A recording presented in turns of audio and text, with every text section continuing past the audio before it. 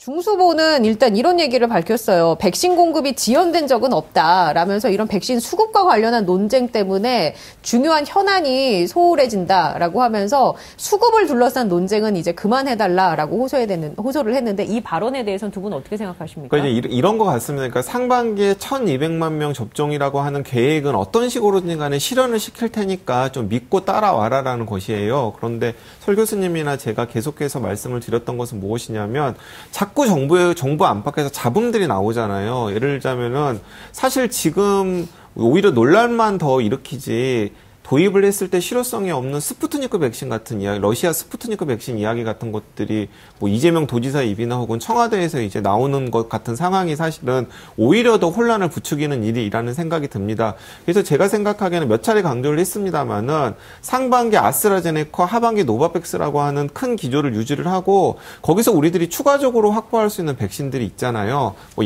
상반기에는 얀센 백신 같은 것이 유력한 옵션이 될 수 있겠습니다. 그리고 드물기는 하지만은 예를 들어 화이자 백신도 뭐 코백스라든가 직접 계약 물량이 조금씩 들어오고는 있습니다.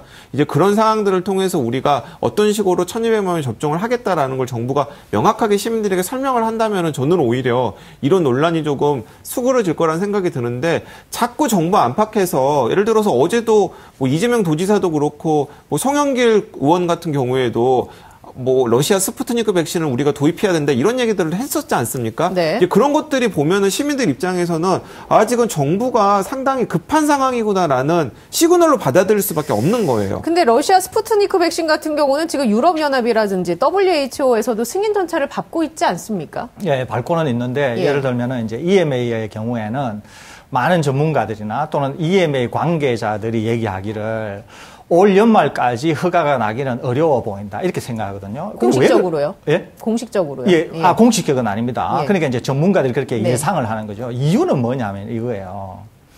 제일 중요한 것은 안전성 문제인데 스푸트니크 백신은 안전성에 대한 것들이 전혀 지금 드러난 바가 없습니다. 그러니까 어제도 우리가 여기서 얘기했지만은 소위 이제 만병통치약 좋기만 하고 나쁜 것은 없고 이게 이제 왜 이러느냐 하면은 몇 가지 이유가 있는데요. 하나는 그 국가가 가지고 있는 권위주의 체제 때문에 데이터가 공개가 안 된다는 것. 두 번째는 안 좋은 데이터는 공개하지 않는다는 것. 세 번째는 전 세계 60여 개국에서 백신 접종이 일어나고 있다고는 얘기하지만 그 역시 60여 개국이 소위 말하는 서방 선진국이 아니라는 거죠. 그러니까 백신 접종을 하고 나서 데이터를 분석하거나 거기에 따르는 부작용의 여부를 알아낼 수준이 안 되는 국가에서 백신 접종이 대규모로 뭐 어느 정도의 규모로 일어나고 있다. 이렇게 봐야 되는 것이거든요. 그러니까 아스트라제네카나 얀센만 하더라도 왜 우리가 부작용이 있다는 것을 아냐 하면은 서방 선진국들에게 대규모 접종이 일어나면서 그 결과가 취합이 된 거고 투명한 사회에서 개발된 거라 된 것이기 때문에 비록 자기네들한테 불리하다고 하더라도 그 결과가 공개가 되는 것이거든요. 어제도 저희들이 말씀드렸잖아요. 중국 백신은 왜 안 되느냐. 우리가 그런 의혹이 있잖아요. 그럼 러시아 백신은 왜 되느냐라는 거예요.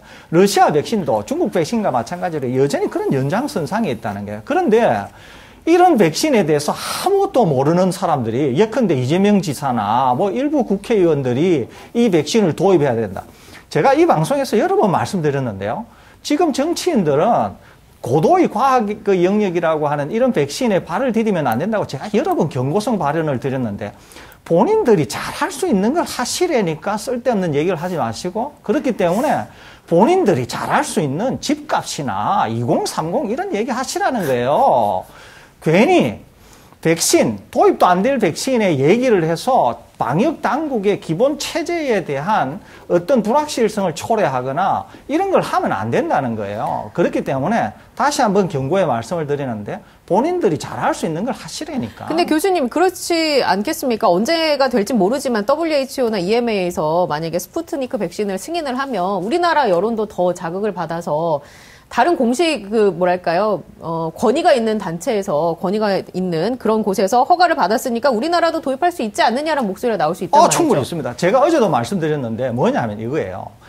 데이터가 있으면은 지금 당장이라도 우리가 수입할 수 있다는 거야. 무슨 말이냐 하면은 스푸트니크 백신이 효과 또 데이터에 있어서 부작용 등등을 다 충분한 데이터를 제공하고 우리가 그것을 평가할 수 있으면 지금 당장이라도 우리가 검토해서 도입할 수 있다니까요. 그런데 지금 왜 당장 제가 강경한 의지로 경고를 드리느냐 하면은 그거를 평가할 만큼 충분하지 않다는 거예요. EMA도 충분하지 않다는 거죠. EMA가 만일에 EMA에서 승인을 내고 그런 절차에 따라서 만일에 수입을 한다 이렇게 되면 EMA가 충분한 데이터를 보고 그 데이터에 기반해서 평가를 내린 다음에 결정을 하겠죠. 그러면은 EMA가 그런 결정을 내릴 정도로 충분한 데이터가 있으면은 우리도 그렇게 할 수 있다는 거예요. 예컨대 EMA가 정말 없는 데이터나 대도 안 하는 데이터를 가지고 허가를 낼 기관은 아니잖아요. 그렇기 때문에 우리도 그런 데이터에 기반해서는 할 수가 있지만 단지 EMA가 허가를 냈기 때문에 데이터도 없는데 우리가 허가를 낸다. 그런 일은 있어서는 안 된다는 거야. 오로지 우리가 관심을 둬야 되는 것은 투명한 정보, 충분한 데이터, 거기에다가 안전성이 충분한 데이터로 검증이 될 때야만 우리가 그것을 평가하고 결론을 낼 수 있다는 거예요. 지금 당장은 그게 아니기 때문에 아닌 것을 가지고 힘이 있다고 해서 윽박지르거나 압박을 가해서는 안 된다는 거예요. 그런 점에서 무언가 역할을 해야 되는 분들은 자기 역할에 맞는 일들을 하시라. 이 말씀을 제가 드리는 겁니다. 제가 좀 더 덧붙여 보겠습니다. 그러니까 화이자나 모더나나 아스트라제네카나 혹은 얀센 백신 같은 경우는 임상시험 과정에서 여러 차례 그 임상시험의 데이터라든가 혹은 효과나 안전성을 검증할 수 있는 논문들이 공개가 되었고요. 그리고 또 모더나, 화이자, 아스트라제네카는 뭐 수천 명, 수억 명 수준, 그리고 얀센 백신도 지금 미국에서 수백만 명 수준의 실제로 접종한 데이터들을 공개가 되었고 그 데이터들 속에서는 부작용 사례도 많이 포함되어 있습니다. 그러니까 과할 정도로 많은 정보들이 공개된 백신들이 우리 안에 옵션으로 있다라는 거예요. 그런데 지금 데이터의 투명성도 상당히 회의적이고 그 효과나 안전성 면에서도 회의적인 스푸트니크 백신이 백신과 관련돼서 전혀 전문성이 없는 일부 정치인들의 입을 통해서 대두가 되었고, 그러니까 시민들은 더 혼란을 느끼는 거죠. 중수본에서는 1200만 명 접종하는 상반기 문제가 없기 때문에 믿고 따라와 달라고 하는데, 정작 여당 유력 정치인들이 우리 스푸트니크 백신이라도 도입해야 된다라는 목소리를 높이면 당연히 시민들은 어떻게 받아들이겠습니까?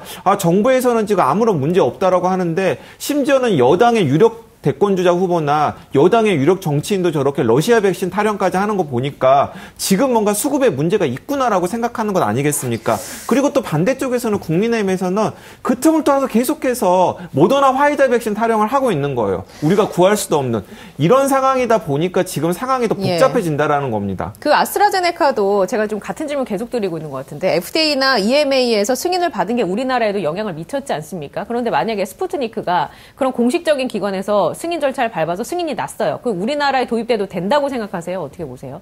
러시아 스푸트니크 백신이 FDA라든가 EMA에서 만약에 승인을 받고 그리고 또 그 승인에 적합한 대량 데이터가 확보가 되었고 그 데이터를 봤더니 안전성이라든가 효과성 면에서 문제가 없었다라고 생각한다면 저는 도입할 수도 있다라고 생각합니다. 근데 장단컨대 그럴 가능성 굉장히 낮습니다. 현실적으로 그럴 가능성이 굉장히 낮습니다. 예를 들어 FDA에서 러시아 백신을 승인할 리 절대로 없고요. 그리고 EMA에서는 동유럽 국가들에서 러시아 백신을 이미 접종하고 있고 그리고 남미나 중동 지역에서 러시아 백신을 이미 접종하고 있기 때문에 WHO에서 러시아 백신에 대해서 좀 더 넓은 관용을 발휘할 수는 있다라고 생각합니다. 하지만은 그 수용성은 굉장히 낮으리라고 생각하고요. 대량 접종하다 보면은 분명히 얀센이나 아스트라제네카와 비슷한 방식의 부작용 사례가 나타날 가능성이 큰데 그때 저는 누가 책임을 져야 될지 묻는다면은 굉장히 여러 가지로 복잡한 일들이 생길 수 있으리라고 생각합니다. 제가 하나 좀 덧붙이겠는데요. 모든 약에는 주의사항이 붙습니다. 어떤 부작용이 있을지 주의사항이 붙거든요. 그런데 이제 스푸트니크 백신 하나만 놓고 보면은 효과에 대한 얘기는 나오는데 부작용에 대한 얘기가 없다고 보시면 됩니다. 특히 희귀혈전 질환이나 이런 데 대한 부작용은 일단 자기네들이 없다 이런 얘기를 하고 있거든요. 그러면 어떻게 되느냐?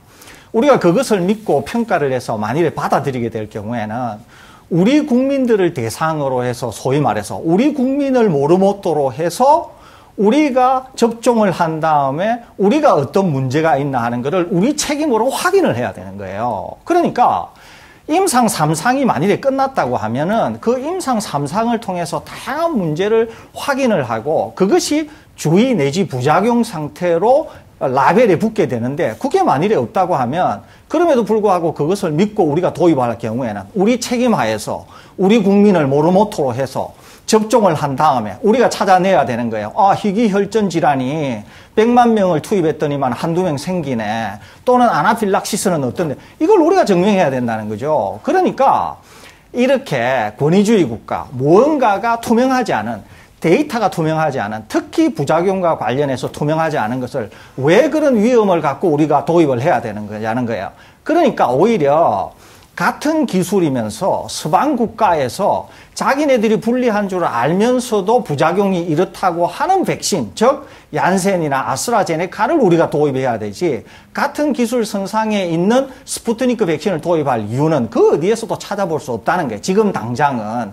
그렇기 때문에 그런 쓸데없는 이야기를 하면 안 된다. 그런 경고를 제가 드리는 겁니다. 그러니까 아스트라제네카도 이렇게 도입하는 데 있고 시행하는 데 있어서 잡음이 많은데 스푸트니크를 도입하게 되면 우리가 더 많은 리스크를 짊어지고 가야 한다. 그렇습니다. 정도로 해석을 하겠습니다.